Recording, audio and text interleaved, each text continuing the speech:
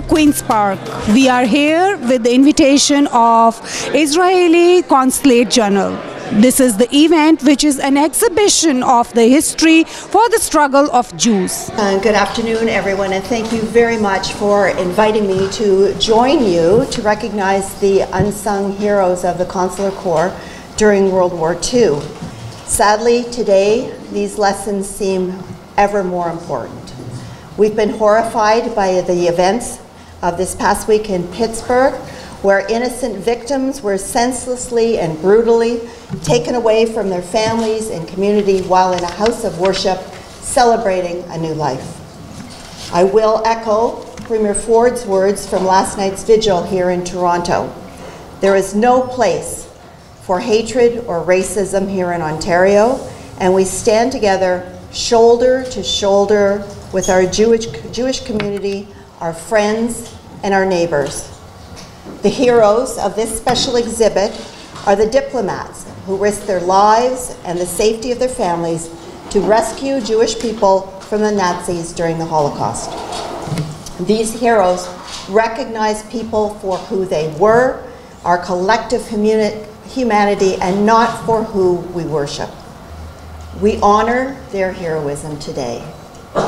But while we remember their bravery, we also remember all of those who could not be saved. And we remember how those millions of souls were murdered by people enraged with blind hatred. It is this hatred that rests at the heart of anti-Semitism.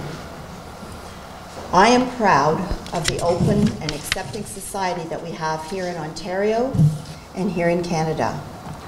But we know that we are still susceptible to threats created by conspiracy and misinformation, both of which have fueled anti-Semitism for generations. That's why initiatives like Holocaust Education Week are so important. We need to be clear about our history. I'd also really like to thank Ms. Barham for bringing this exhibit to this space. We need to have these conversations. This becomes one of those opportunities where we can speak across political boundaries and across political differences and be reminded of the power of using our privilege to do good in this world. And today is one of the most important days for us to do that. Not only because we are commemorating the start of Holocaust Education Week, but also because we are seeing a rise of violence that Jewish people feel all the time. Anti-Semitism exists in this world, and though we may not think that it's there, when you live with particular identities, you can feel it creeping around you at all times.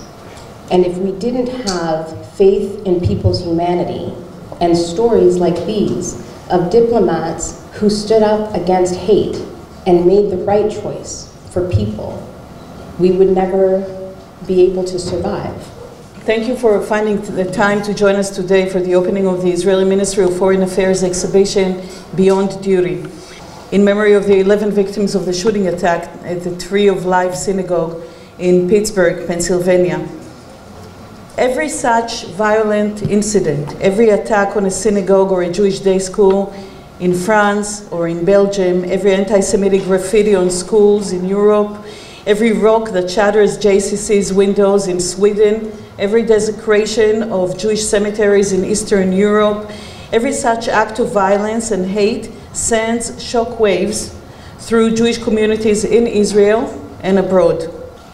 As I was attending the vigil last night, an Israeli Jew surrounded by thousands of my Canadian brethren, I found the messages of Minister Bill Blair, Ontario Premier Doug Ford, comforting and reassuring.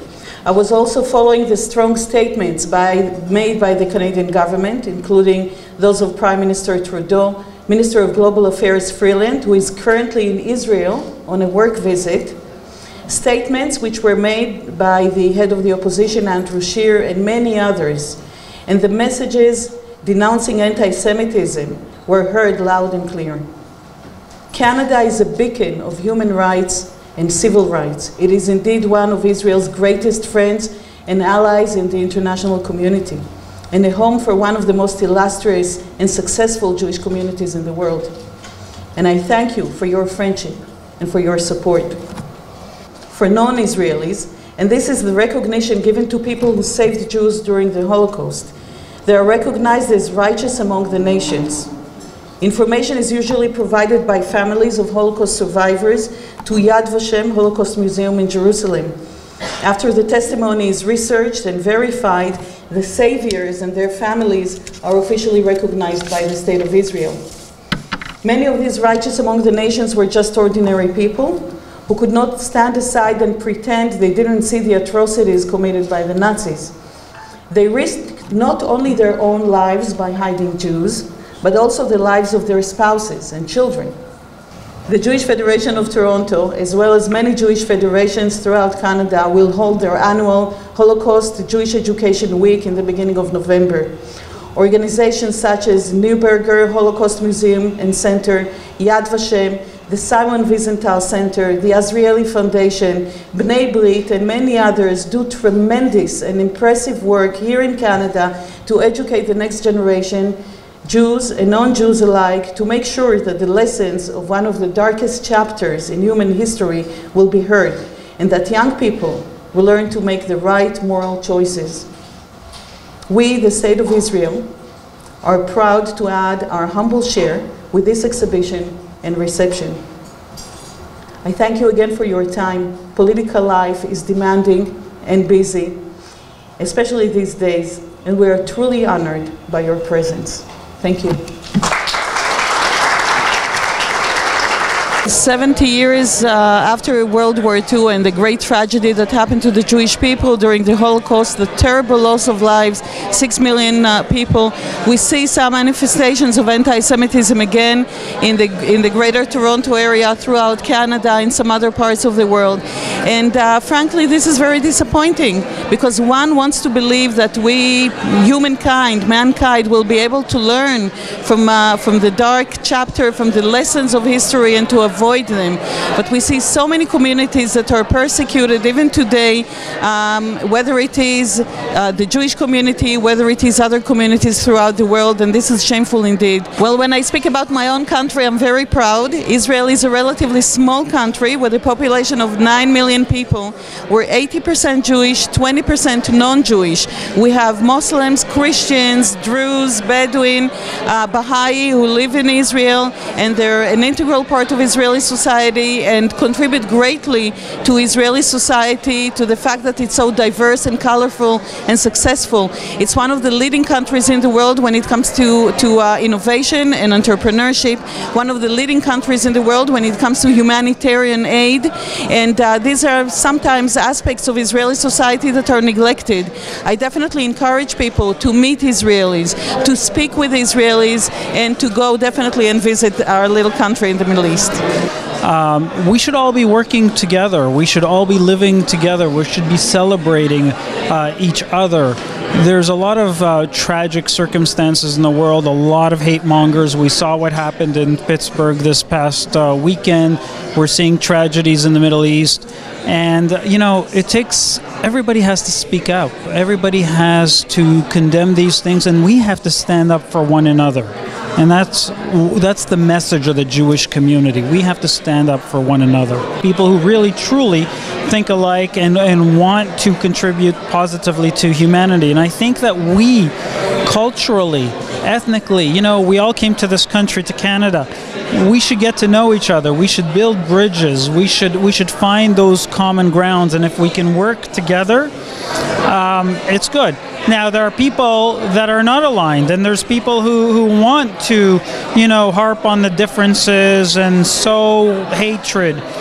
Those people should be called out, and those people, you know, should be condemned. And we, the community of people who want to promote humanity and human rights, we should stick together because there is strength in numbers. At this very prestigious event, what will you like to share with our viewers about the sensitivity of 21st century and how important it is to go cross-culture, to integrate with each other and to understand different communities? Celebrating and memorializing diplomats that risked also their own lives, many of them, and with contributions to save the lives of others, going against the orders of their own governments, and sometimes facing serious consequences, being fired from their jobs.